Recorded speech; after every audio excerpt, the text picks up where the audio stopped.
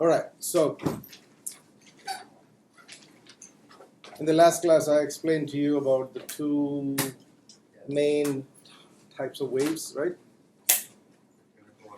Transverse, longitudinal. Mechanical waves are classified into how many different kinds? 4. You have transverse progressive, transverse stationary, longitudinal progressive, and longitudinal stationary, and I gave examples of each one of those, right? What kind is electromagnetic waves? Electromagnetic waves? Like transverse and what? Transverse and standing, correct. So electromagnetic waves are transverse and standing. So that's what we saw. And then what is a standing wave? What did I define as a standing wave? When two progressive waves moving in opposite directions, they meet, they will interfere, and it will create points where there are zero disturbances, and there are points which have got maximum disturbances.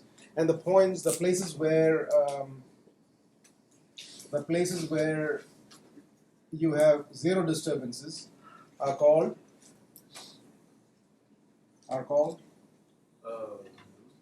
nodes. These are called nodes. And the places where you have maximum disturbance is called antinodes or antinodes. And as you can see here, one full wave is this part. This is one full wave like this. That is one full wave. So the distance from here to here is actually one wavelength. Remember I gave you the equation for the wave. What is the equation for a wave? Velocity is equal to F times lambda. So the word is lambda for it. So V equal to F lambda, or V is equal to lambda divided by time period. Both of them are fine. But this is what is generally known as a wave equation. Now, the speed of waves is not is affected only by the medium. Okay, the speed is affected by what it is passing through, not dependent on these two things. How fast do the waves move? Like you see, if I do this slowly, the waves are moving at a certain speed, and what you see is the gap between peak to peak, the space, like the gap between one peak and another peak, or one crest and another crest, that is long. You can see that, see? Between two crests is a long distance, right? Which means when the frequency is small, the wavelength is large. And when the frequency is large, like if I do it quickly, you can see the distance between the crests gets shorter. So the frequency is high, wavelength is small. Does it make sense?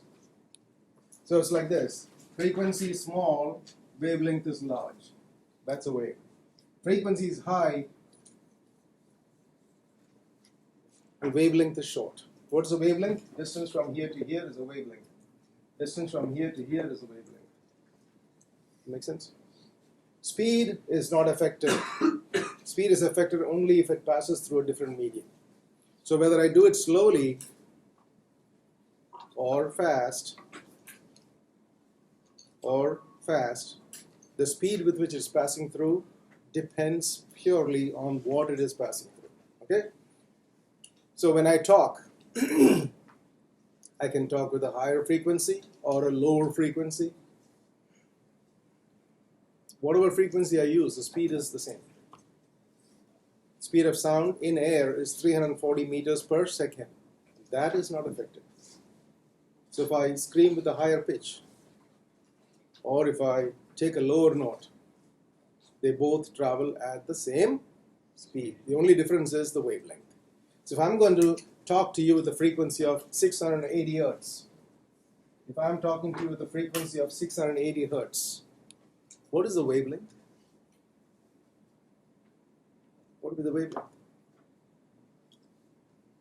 If I'm talking to you at 680 hertz, what is going to be the wavelength? How do you find the wavelength? Use the equation.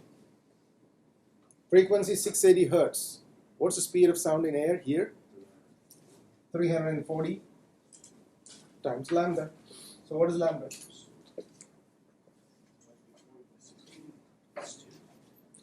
340 divided by 680.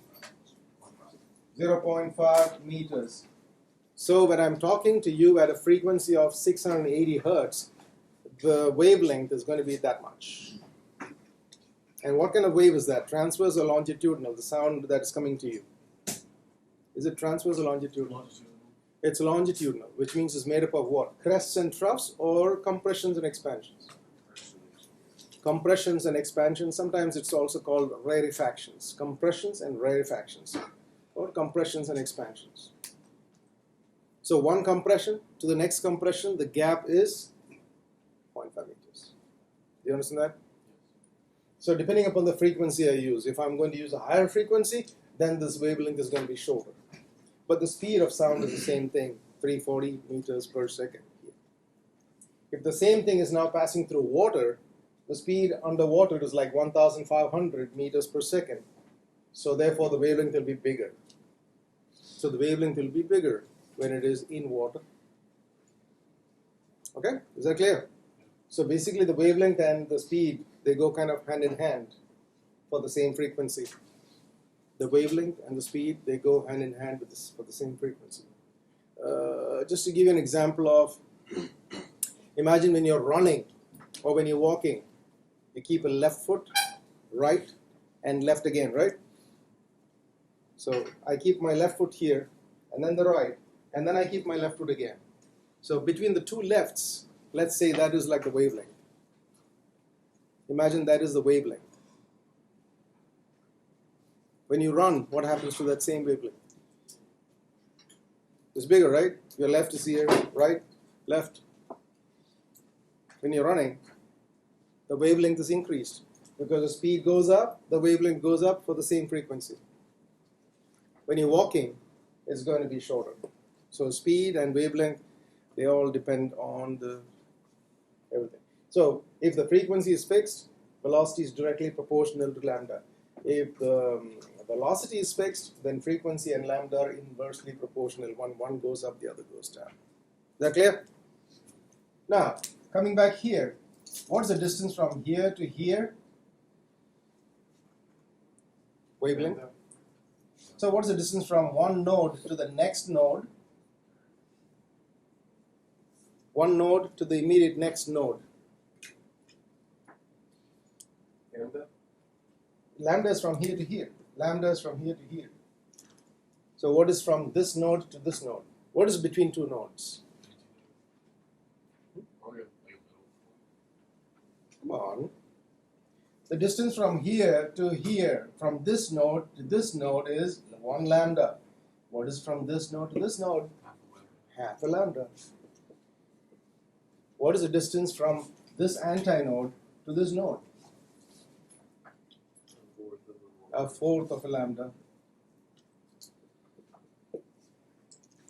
So when I'm setting up a standing wave, as you can see here, you can see the standing wave right now. You can see some points are not moving. Some points are not moving and some points are really moving well. Right? Can you see there are 2 points which are not moving at all? Can you identify them? So the points which are not moving are the nodes. 2 successive nodes. What's the gap between them? Half a wavelength. Exactly. And the distance between an antinode and a node is 1/4 of a wavelength. Do you see the nodes? All right. Yeah, I can also show you the nodes on this one, on this.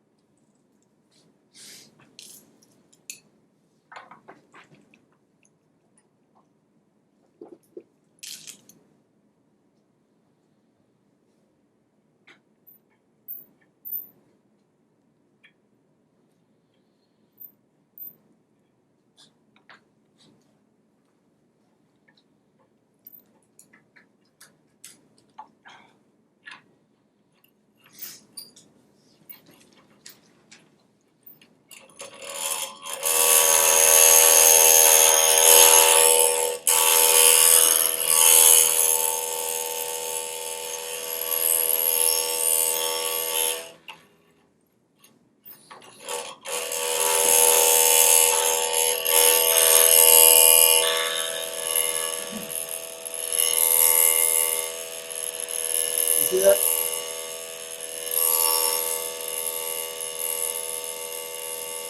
You see the nodes and antinodes and all that?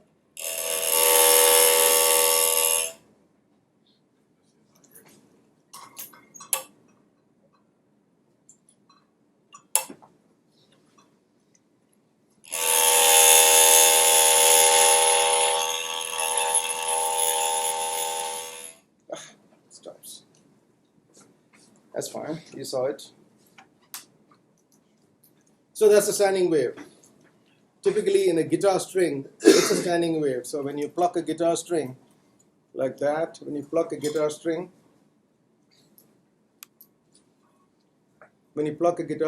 that is a standing wave. Right? Transverse and standing.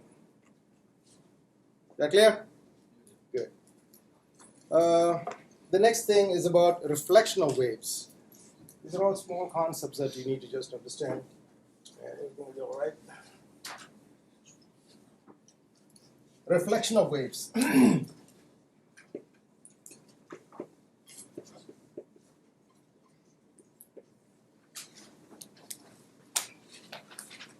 When waves go and hit a boundary, it has to bounce back, right? That's called reflection. Echo. That is reflection. So transverse waves, when you create let's say I have a rope and I create a crest like that. And if it goes and hits a fixed boundary,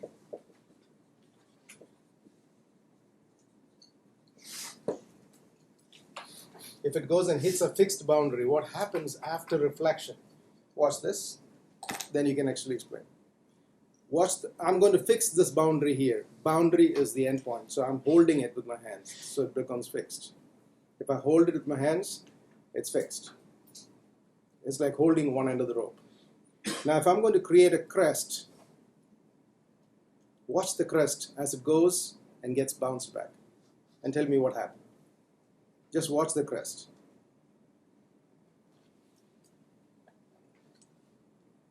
What happened? It went opposite way, exactly. So the crest went all the way there, and when it hit the boundary, it bounced and came this way. That's exactly what you're going to write here. So what happens to waves when it hits the boundary, a fixed boundary? It reflects and inverts. It reflects and inverts. Again, I'll show you. I'm holding the boundary.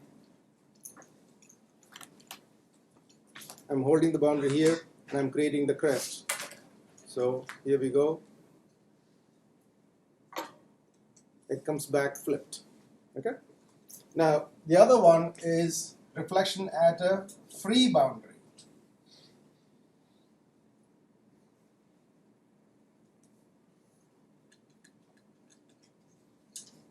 A free boundary. Imagine the rope is actually passing through a hole, and the rope is free to move. It's not tied up here like this. See this? This is not tied up. It's just free, loose. So what happens? So free end. This is a free end. I'm not holding this end.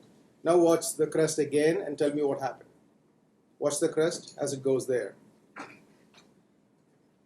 The crest goes and comes back as a crest. It just bounces and comes back as a crest. No inversion here. Again, I'll show you once again. Free boundary, it comes back as a crest. So that's what happens. Reflects with no inversion. It reflects without any inversion. So at a fixed boundary and free boundary, this is exactly what happens.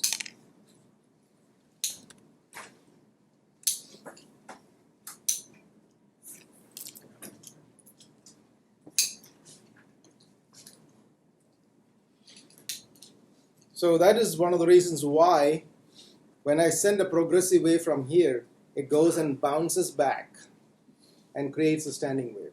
It's bouncing back and creating a standing wave.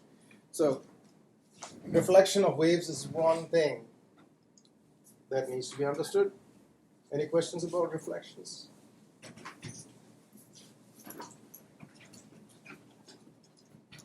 The next one is interference of waves. Interference. Waves can interfere. What is the meaning of the word interference?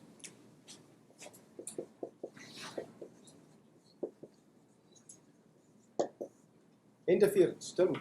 Just the meaning. Be in between, like yourself in a way, like you're Something coming and messing up with, like for example, when I am actually talking and I'm teaching, everyone is supposed to hear my waves, right? So your ears are supposed to be disturbed exactly the way I want you to get the information. So if I'm doing this and someone is talking in the class, what will happen? Your ears won't listen to me alone. The other noise is also going to come in. And so your eardrum is going to be interfered with. Like your ear is not listening to me alone, but the other signal is also coming through. And so what happens is there will be utter confusion. That's one of the reasons that you're told not to talk while the teacher is teaching, so that everyone is able to get the information firsthand. That is interference. So someone talking in the class during a lecture is interference. It's interfering the class. Have you seen interference on radio stations sometimes? You're tuning to a particular radio station, but the nearby radio station has got this frequencies very close to it. So sometimes you see the two radio stations are kind of merging together, which is, of course, not interesting. You're probably listening to a football commentary on one of them, and there's another one which is a tennis commentary. It's not going to work together because you're hearing them together, So it is going to be confusing. That is called interference. When one wave gets in the way of the other, that's interference. There are two kinds of interferences. One is called constructive interference, and the other one is destructive interference. Two kinds. One is constructive, and the other is destructive. Like, for example, if I'm teaching you physics the right way, I taught you physics the right way, so you learned the right equations, the right way to say it, the right way to write it. Imagine I'm not here, and another teacher is coming in place of me and teaching the same topic once again, but tells you everything that is wrong. That is called destructive interference, right? Tells you completely wrong stuff, which is kind of going to erase whatever good thing I did. Make sense? Whereas if that teacher comes and teaches exactly the same thing, that is constructive. That is constructive. So interference can be two types. One is constructive, the other is destructive. So to demonstrate that, let's say if I have a crest created on a rope. I create a crest from here on a rope, and my friend creates a crest from here on the same rope. So two crests are going to travel towards each other. After some time, this is here, and that is there. What happens next? They both meet. So what is this pulse trying to do to the particles? Toss it which way? Up? No, the particles. Each particle is only going up and down. So what is this signal doing to the particles? Toss it. What is this one trying to do? Up. So what happens when they both meet? It will be a large amplitude. It just goes up. What happens immediately after that is the one which came from that side will continue to go its way and goes on. And this is called constructive interference. It is constructive interference because they both are building up together. So if this one is 5 centimeters and this is 4 centimeters, that will be 9 centimeters. Right? That is called constructive interference. This can be seen even on water. Let's say, for example, you drop a stone in a pond, create ripples. Someone drops a stone here, create ripples. So now the two ripples are actually going to move towards each other. what can you see when they come together is this. They grow. You can see the point where they intersect will be like, it will be tossed up more. Watch this demonstration here and that will explain it also the same thing. All right, watch this. I'm going to create two crests. And watch this area where there is a red dot here. Okay? I'm trying to kind of send it so that the red dot will be the point where this is going to happen. So I'm going to send two crests from either side. Watch the two crests as they come together. Did you see the middle one? It got tossed really high compared to the rest of them. Yes? That is called constructive interference. Now, the other one is called destructive interference.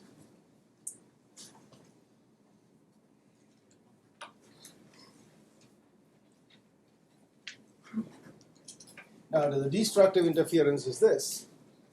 Someone creates a trough from here, and I create a crest from here. After some time, the trough from there has reached here. What happens? What do you think is going to happen? This wave is actually trying to toss the particles up, and this one is trying to toss the particles down. Will they cancel out? Hmm? Will they cancel each other They out? will cancel each other out. They will cancel each other out. So you can see that they just cancel each other out, like it'll be flat. Only for a moment. And the next moment, the wave that came from that side will continue to go this way. This is called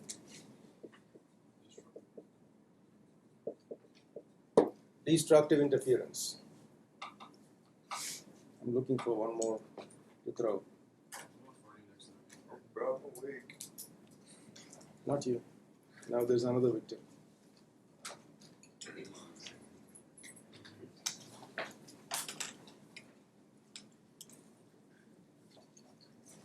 These are good markers. I don't want to lose my good markers. Sam. Okay, good. Oh. All right. That is destructive interference. Now watch again the same thing. I'm going to create a crest from one side and a trough from the other side. So I'm going to create a trough here and a crest here. And you'll see the trough and the crest coming together.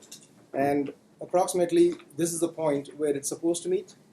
And you'll see everything else is moving except the red one. Maybe the red one shakes because I'm not doing it equally. Let's see this.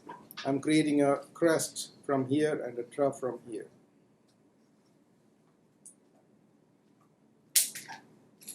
You see that?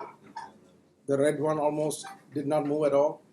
That's exactly the place where the two waves met. You do that again.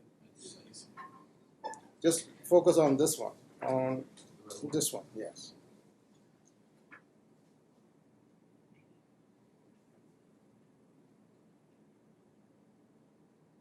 So it just didn't move at all. Yes. It's not supposed to move totally, but because I'm not able to do exactly the same heights, that's why it's kind of slightly disturbed.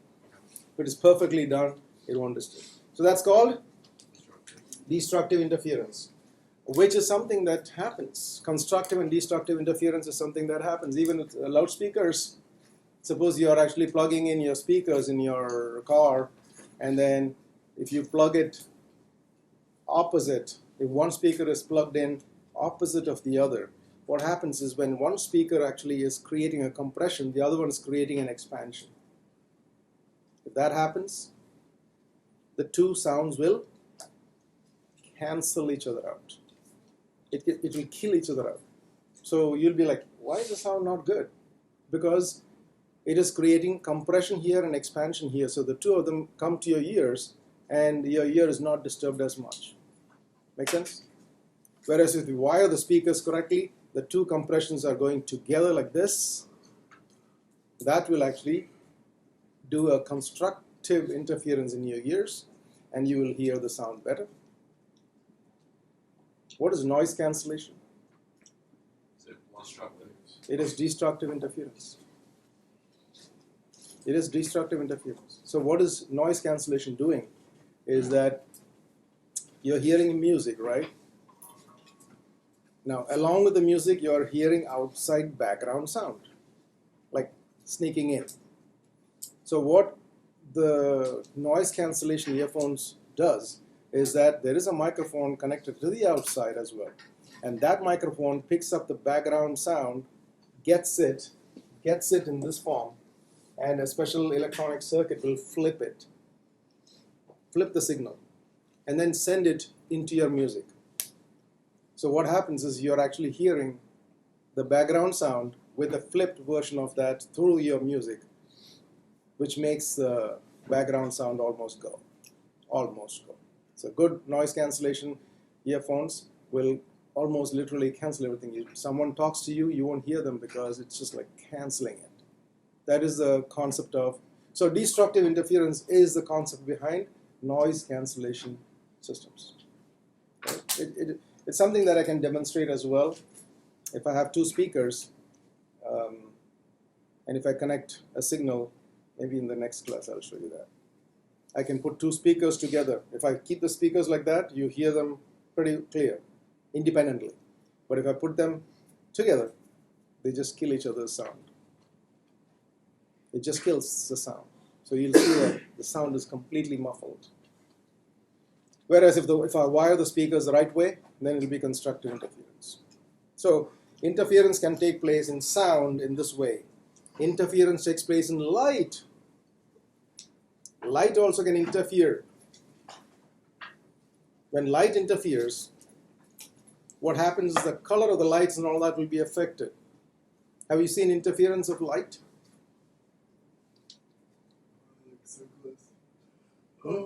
Say sunglasses. You have seen so many times.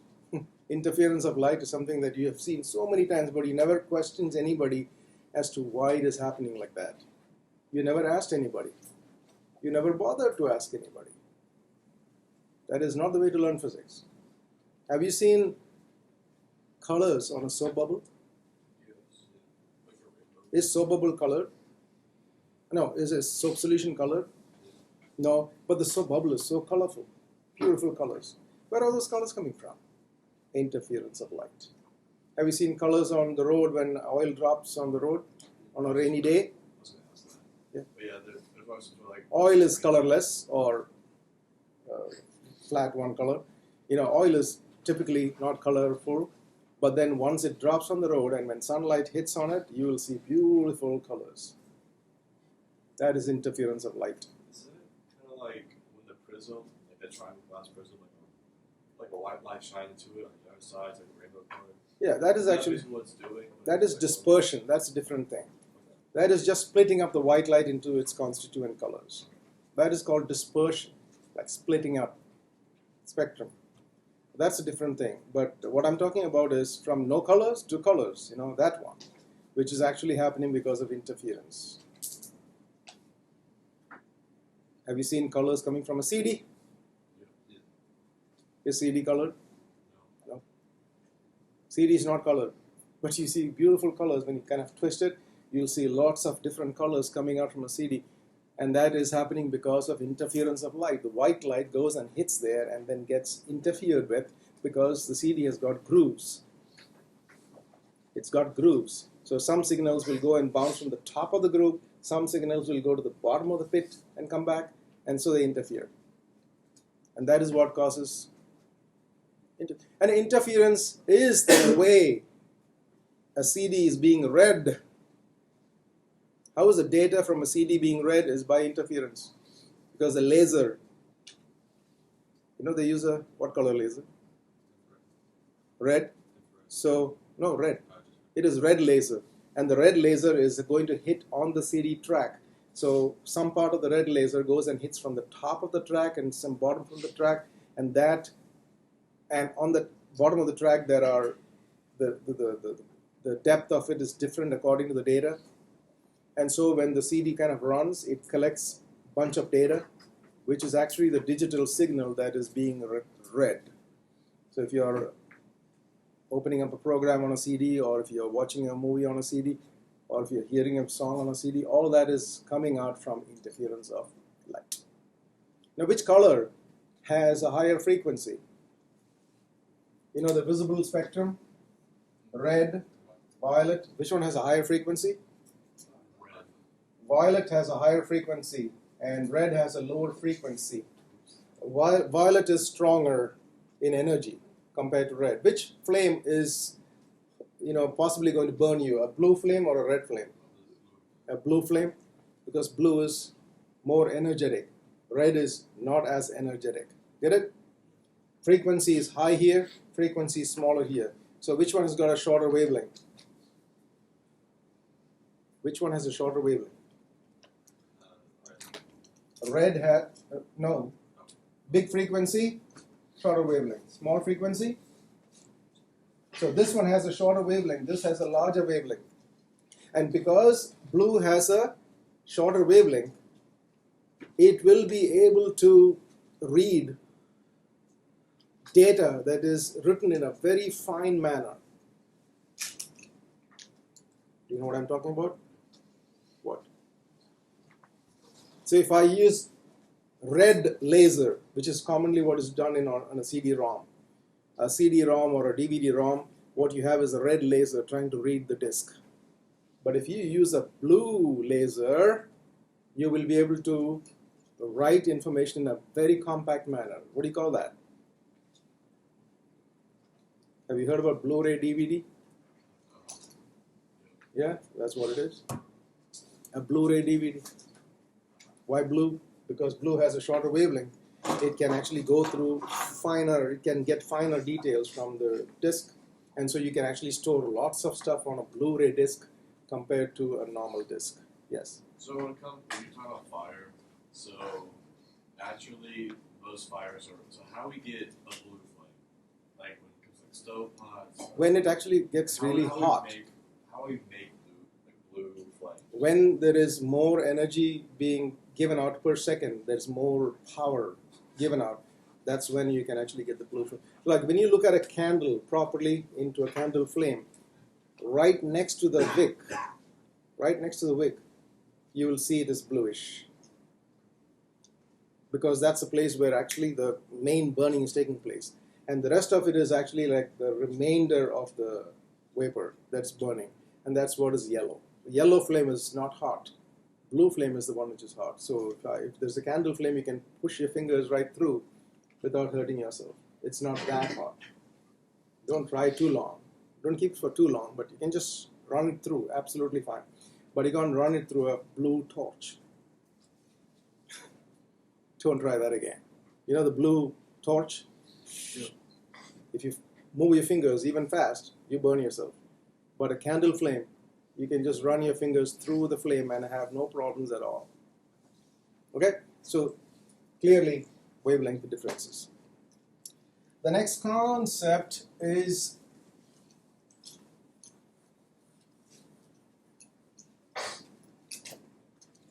resonance.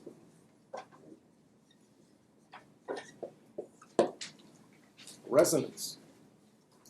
What is resonance? The word resonance. Have you heard the resonance term resonance before? Resonance. R-E-S-O-N-A-N-C-E. Yes?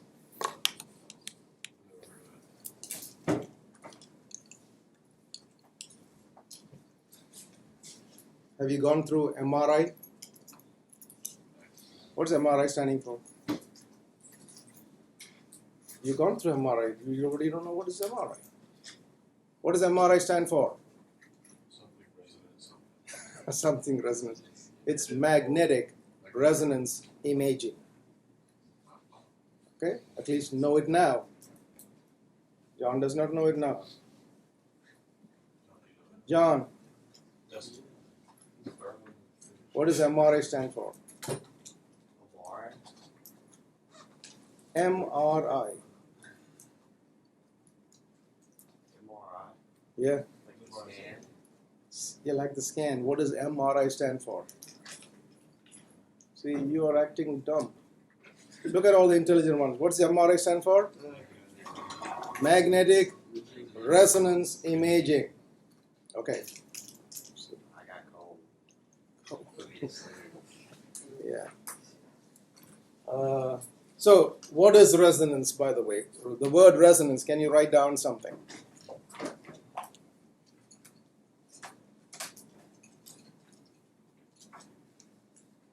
Write down about resonance. When the natural frequency of vibration, write it down, be active. When the natural frequency of vibration is matched by a forced frequency, when the natural frequency of vibration is matched by a forced frequency,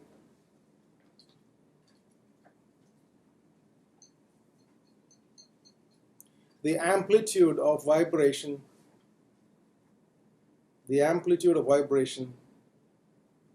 increases.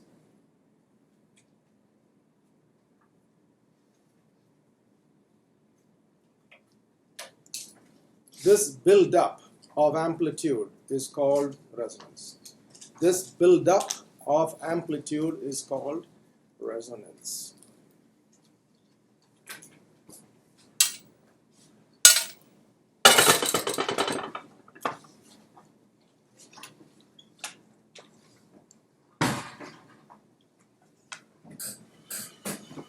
Okay, so you see two objects over here hanging. Each object has its own natural frequency of vibration. What this one has got its own frequency. Can you see that? It is swinging with a certain frequency. And this one is swinging with its own frequency. Every object in this room has its own frequency. See? That vibrates with its own frequency. This vibrates with its own frequency. Everything in this room vibrates with a certain frequency of its own. This stand altogether can vibrate with the frequency. This table has a natural frequency of vibration. You have a natural frequency. We'll come to that later. Every object in this room, that projector has a natural frequency of vibration, which means what? If anyone disturbs it, it will shake with a particular frequency. Like a swing. A swing has a certain length, right? So whoever sits on the swing and swings is supposed to do exactly the same thing. The frequency is not dependent on who's sitting on the swing. What is it dependent on? Frequency depends on a pendulum. Frequency depends on the length and one more. Gravity. Exactly. Length and gravity. These are the two factors that a simple pendulum depends on. So this is now swinging with a frequency of its own. Now, can I make it swing with a frequency that I decide? Yeah. See? I can make it go the way I want it to go. Look. I'm going to throw.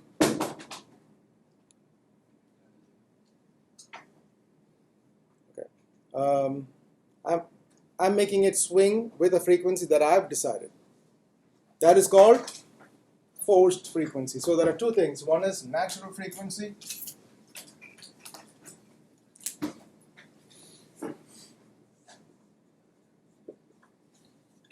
And then there is forced frequency.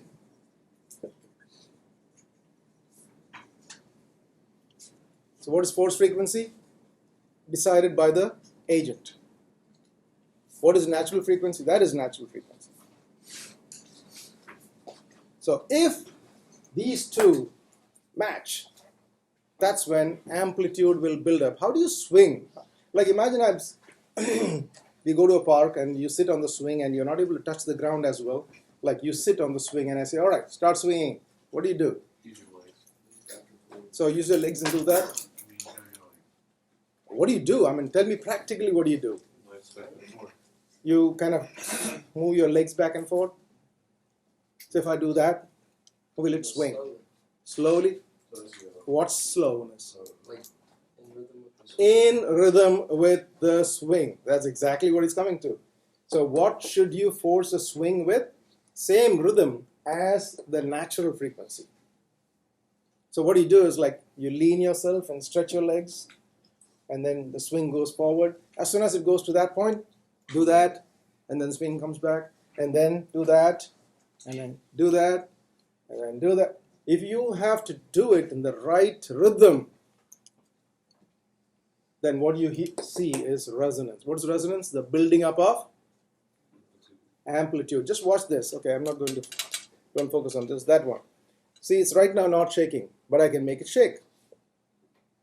I'm just gently rocking it, but with the same rhythm as the natural frequency. I'm just gently rocking it. You hardly see me doing anything, but is it picking up amplitude? yes. And that is resonance. This is how exactly you can make it pick up amplitude really strong. It can really go wild if it is properly matched. See? Where did it pick up all this oscillation from? All because I'm just synchronously doing it. Now, will all the objects do the same thing? See, if I'm focusing only on one object, the second one is not going to be doing it. I'm focusing only on the longer one. The shorter one is absolutely not in resonance. So what is needed for resonance? Matching of frequency. Now I can actually make this oscillate, but not that. Watch that.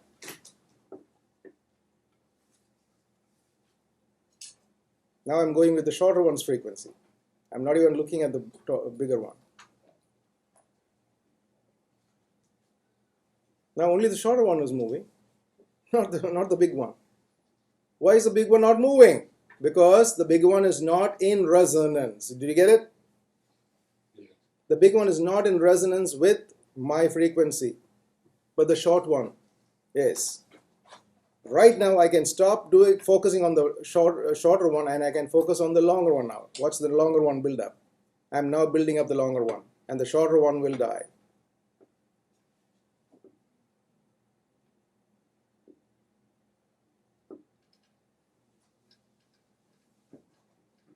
Yeah, see?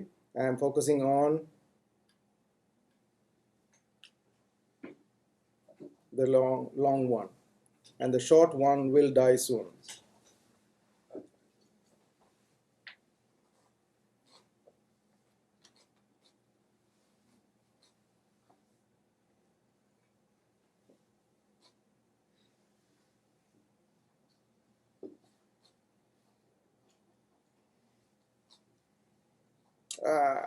Clash of.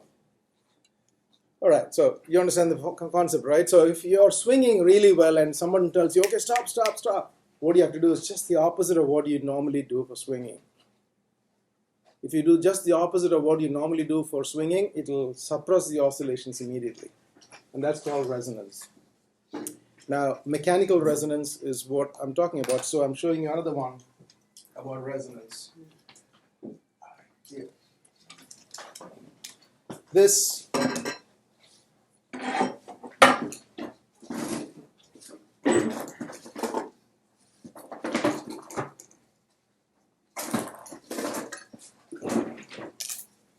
that's a tuning fork. So when I hit this tuning fork, it's creating a vibration here, and the vibration is coming to everyone. So basically, this has a frequency of something like 256 hertz. So this is shaking everything in this room with what? 256 hertz. This is shaking the plane with 256 hertz. This is shaking the projector with 256 hertz. This is shaking the computer with 256 hertz. But none of them are actually affected. Why? Because none of these things in this room has the same frequency as this.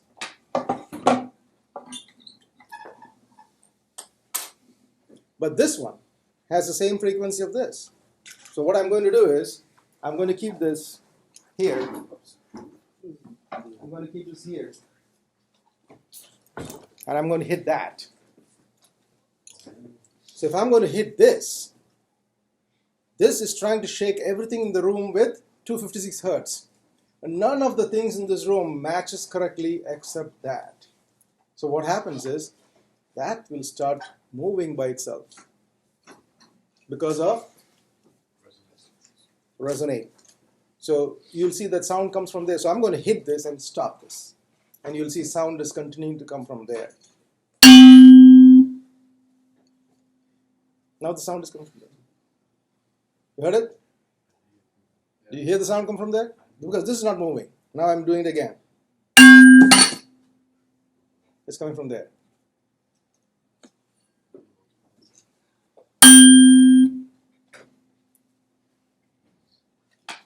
Typically that is resonance.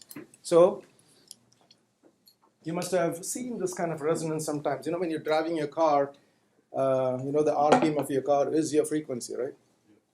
So when you're actually driving your car at a particular frequency, you see something start shaking in your car. Maybe the coins will start shaking more than before, or the mirror starts shivering more than before. And that's because of resonance, matching. Now, can I shake this with my voice? Yes, if I can actually take this, if I take the same note in front of this without even hitting it, the sound will come from here. Watch this.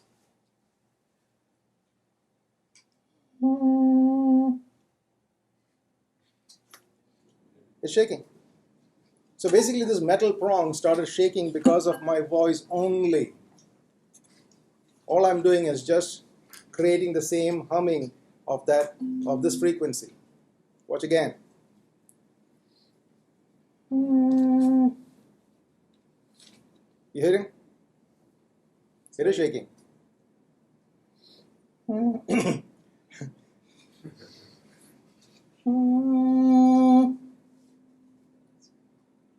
Okay, good. Also, so what frog makes you also shake? But I'm suppressing it. Oh, you're suppressing. I'm just putting it It'll down. suppress what's Yeah, shaking. if it is not suppressed, it should also shake. Alright, got more questions. Yep, it's shaking there. I hear the sound coming from there. So that is resonance. Now, resonance is sometimes a serious thing. It's a very useful thing as well. It's a useful thing, at the same time it's a serious thing too. Bridges have collapsed in the past because of resonance. The wind kind of comes over the bridge and the bridge starts getting tossed. And in rhythm with the wind, and because the swinging is in rhythm with the wind, the swinging becomes more and more and the amplitude builds up and finally the whole bridge collapses. If you have time, go and watch the Tacoma Bridge collapse video on YouTube. It is there. So you can actually see the whole collapse. It's an old video, but they have made some better versions of it. And you can see a car on the road, on the bridge, and basically everybody left except for a dog in the car. They could not take care of the dog, and the dog died because the whole bridge collapsed. It's a constructional defect because no one took into account the resonant frequency part of it. It was all built and it was all commissioned, but it all failed within months. Yeah. When you have a really loud speaker, how does the bass in that work? What waves are those? What do you mean? Low frequencies? But how does that? How can it move stuff? Oh, how can it move stuff? Yeah, because of resonance again. Oh, okay. Yeah, if you are actually keeping something on the speakers, it starts shaking and moving out of the place and all that, right? On a speaker? Yeah, that's a good point. If you keep something on a speaker, maybe a glass of water or something like that, and when the speaker is playing some music, the glass will start moving because of vibration. So that just really loud or It is because of matching frequencies. If you play some high-pitched sounds, it may not do anything at all. Is that how people break glasses with their voices? Exactly. Whatever I just did is exactly how you can break a wine glass with your voice. All you need is create a disturbance and boom. So resonance is something that, when I blew this cap, what was that? That is resonance. That is purely resonance. Because what happens is this tube has a certain length and therefore it can set up a standing wave inside here to a certain length. But when I disturb the top part of it, one of the frequencies of my disturbance went perfectly down and came back and became in resonance, and therefore the amplitude really built up. All right. Next time is going to be electric shocks. All right. So, yeah, the breaking a wine glass, that is typically resonance, and I'll show you something else. This is another resonance. Oh, okay. What? Oh, you can do that. Yeah. See, this has a natural frequency vibration, and when my vibrations over here match the perfect frequency, just exact frequency, that is resonance. What's going on? Magic. Oh,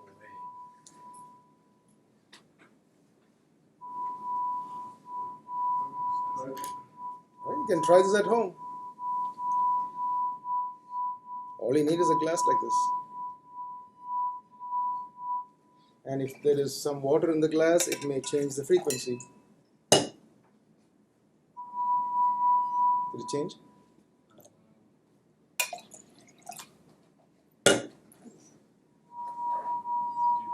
It lowered it.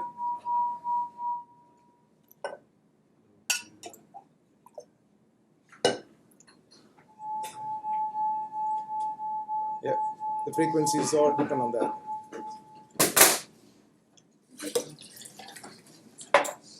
Yeah, there's a lot of interesting stuff in physics that you are absolutely not aware of.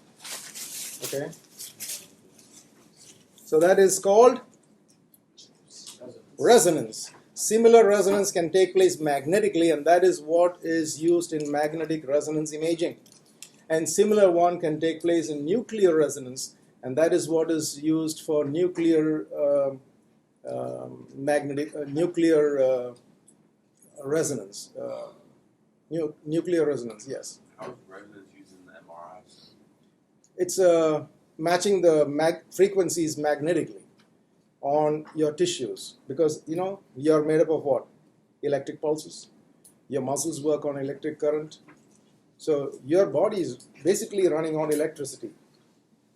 And that is how an electrocardiograph and all that is able to read so many things, because it can actually find out the electrical activity on in your body. So magnetically, we can kind of interfere with the electric fields that is taking place there. It's a long story. It's not easy to explain. But when you do that, each muscle tissue kind of is supposed to behave in a certain way. But if there's a tear or something somewhere, or if there is some inflammation somewhere, it actually starts behaving differently. And that behavior is what is picturized. That is a short form of saying it, yes. So when you said like we're made of like it's kind of off topic, like when you say we're made of electric pulses, is that like we're not there like unconscious or like they can't feel like a pulse? Is that why we use electricity to try to wake us back up? Yeah, because your heart runs on electricity. Your heart muscle is actually working on electricity created by the brain. So the electrical pulse that your brain is sending to the heart in the proper timing is what keeps your heart pumping.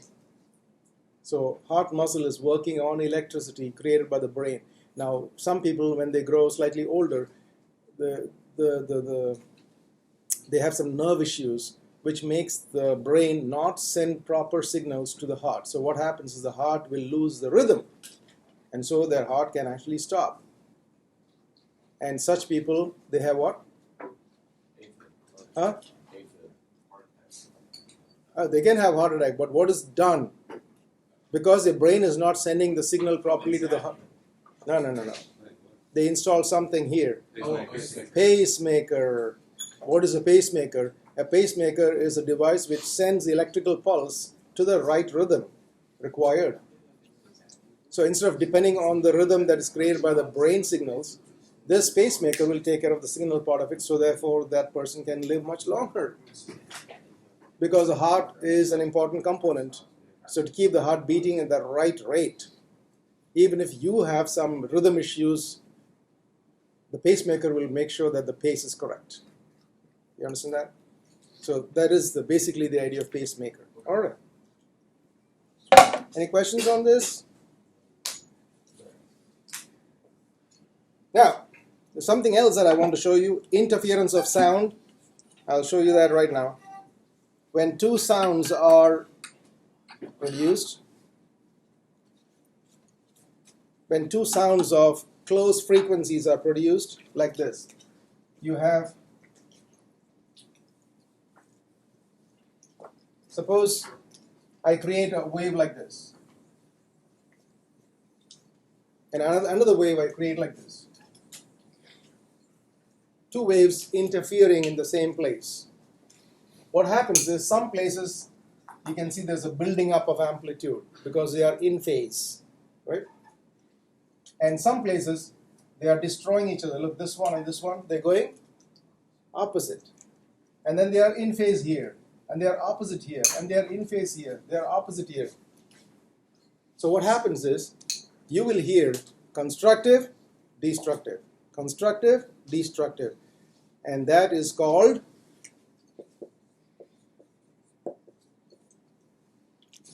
that's not a brand name. That is, you know, the company actually stole this name from this. So this is actually called beats. So what is beats can be heard right now. Listen to it. I'm creating a, see, that is a frequency.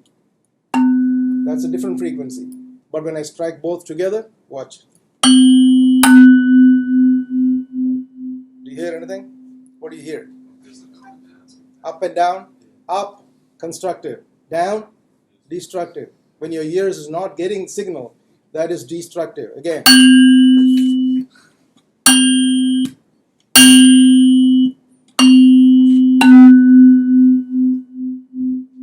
And I can change the frequency, beat frequency accordingly. Now, listen to this.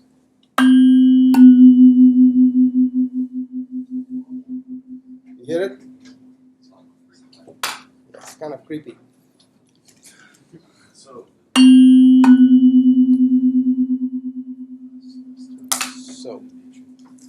what is known as beat frequency?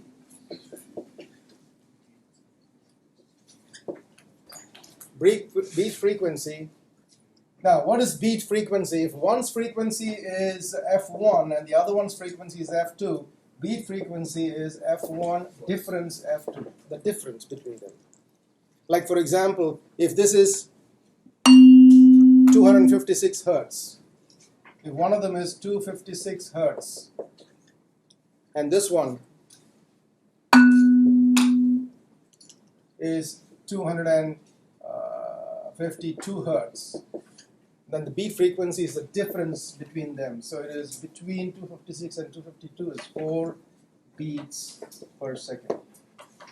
So you're hearing like 4 times in 1 second, like whoa, whoa, whoa, whoa. You know that one. Well, this is not 4. I think it's more than 4. If it's 4, I think it should be that.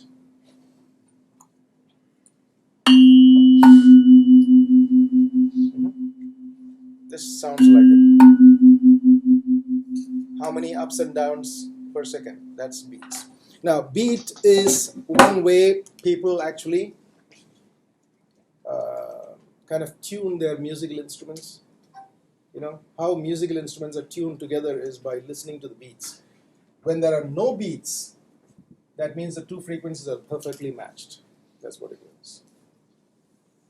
All right. You understand about beat frequency. And beats are actually caused by interference of sound. The next, sound itself.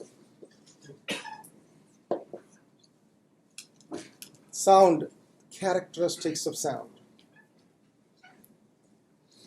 See, when you're hearing a sound like this, see,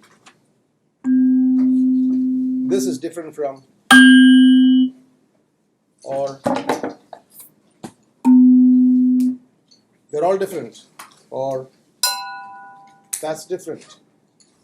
Now, what is different in sound? There are 3 things. One is pitch, then loudness, and then comes quality. These are 3 important characteristics of sound. Now, what is what? pitch depends on frequency. So when you say high pitch, low pitch, that's pretty much it. High pitch, low pitch. The word pitch is simply referring to frequency. Loudness depends on amplitude. By the way, what's the word amplitude mean? What's the meaning of the word amplitude? Like when you have a wave like that, the particles are tossed up maximum here, right? The maximum disturbance or the maximum displacement of the particles is called amplitude. This is called amplitude. So higher amplitude means waves are going like this. Lower amplitude like that. So I can make lower amplitude. That's low amplitude. Higher amplitude. Higher amplitude. So amplitude and loudness, they go together. And the last one is quality. Quality depends on the waveform. Quality depends on the waveform. You know what a wave is, right? But not all waves are exactly identical. Like what you hear from here, this one, this wave is different from the sound that you get by that. It's different. So if I instead of hitting here, if I hit here, will you be able to close your eyes and say where I hit it? Yeah. You will be able to differentiate, right? That is called quality. Or for example, without looking, if Drew is going to talk or Xavier is going to talk, by just without looking, just listening to them say hello, hello, both of them are saying hello, will you be able to identify who's saying what? That is called quality. Each one has a different quality. Each one has a different quality of sound. And your brain has already registered many of those sounds. So I used to do this experiment here where I bring one of the students who knows everybody's name. Okay? And that student will be standing here facing the board. And then I tell all the students to kind of change places. They all change and sit somewhere else. And all they have to do is say one line. Like, what did you have for breakfast? That's it. Something like that. One line, everybody says the same thing. And this guy who's not even looking will identify who's saying. It's a nice game. And most of the time, the fellow gets it all correct. How? It's because of the quality of sound. The quality depends on the waveform because not all waves are like this. Maybe a flute is like this, a tuning fork is like this, but some waves are like that. That's also wave. When you play a flute, it's like this. When you play a violin, it's like this. You understand what I'm saying? When you play a saxophone, it is different, like it's a different shape. So depending on the shape, and the shape is basically what is known as a waveform. So everyone has a different wave shape. And that is what is used by even Siri to open the phone. If I'm going to say, hey Siri, immediately the Siri is responding. But if you say, hey Siri, it's not going to respond. Hey Siri. Not responding. Listen to your one. So, how? How is that working? Because over here, it has already stored my waveform. And when I say something, it understands immediately by matching the frequency, not frequency, by matching the waveform. I can change my tone. Like you say, hey Siri. So it picked up my different tone. But I only changed the pitch. I didn't change the quality. Does it make sense? Yes? Yes. So, if there are two instruments playing the same pitch and same loudness, you can still differentiate them. Oh, this comes from a flute, this comes from a violin. That is called quality. Same instruments, playing the same frequency, but one is playing softer, one is playing louder. That is called loudness. Same instrument, same loudness. One is playing the C and the other is playing the D. You can differentiate it. That's called the pitch. That clear? All right.